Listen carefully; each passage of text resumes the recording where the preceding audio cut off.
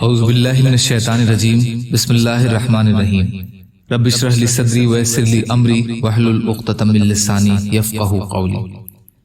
اللہ تعالیٰ کے راستے میں نکلنے کی فضائل۔ حضرت عبداللہ بن عمر رضی اللہ تعالی عنہ فرماتے ہیں کہ رسول اللہ صلی اللہ علیہ وسلم نے بات کی اہمیت کی وجہ سے متوجہ کرنے کے لیے میرے کندھے کو پکڑ کر ارشاد فرمایا، تم دنیا میں مسافر کی طرح یا راستہ چلنے والے کی طرح رہو۔ تم دنیا میں مسافر کی طرح یا راستہ چلنے والے کی طرح رہو۔ بخاری شریف۔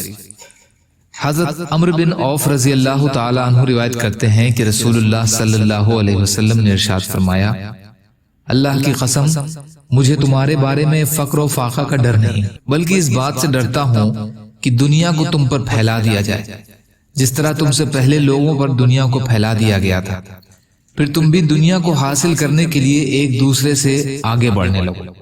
جس طرح تم سے پہلے لوگ دنیا حاصل کرنے کے لیے ایک دوسرے سے آگے بڑھتے تھے، پھر دنیا تم کو اسی طرح غافل کر دے جس طرح ان کو غافل کر دیا۔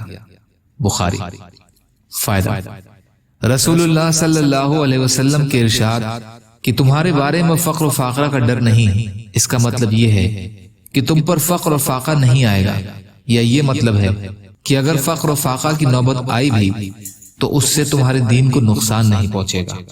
یا اللہ ہم سب کو کہنے سننے سے زیادہ عمل کی توفیق عطا فرما۔ یا اللہ جو مظلوم ہیں، پریشان حال ہیں، بیمار ہیں، قرض میں ہیں، بے روزگار ہیں، محتاج ہیں، ان کی مدد فرما۔ یا اللہ جو دنیا سے ایمان کی حالت میں چلے گئے ان کی مغفرت فرما۔ یا اللہ رمضان کریم کا حق ادا کرنے والا بنا۔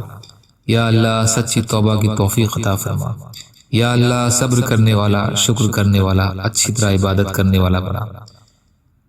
سبحان ربک رب العزت عما یصفون والسلام علی المرسلین والحمد للہ رب العالمین برحمتک یا ارحم الراحمین لا الہ الا اللہ محمد رسول اللہ۔ السلام علیکم۔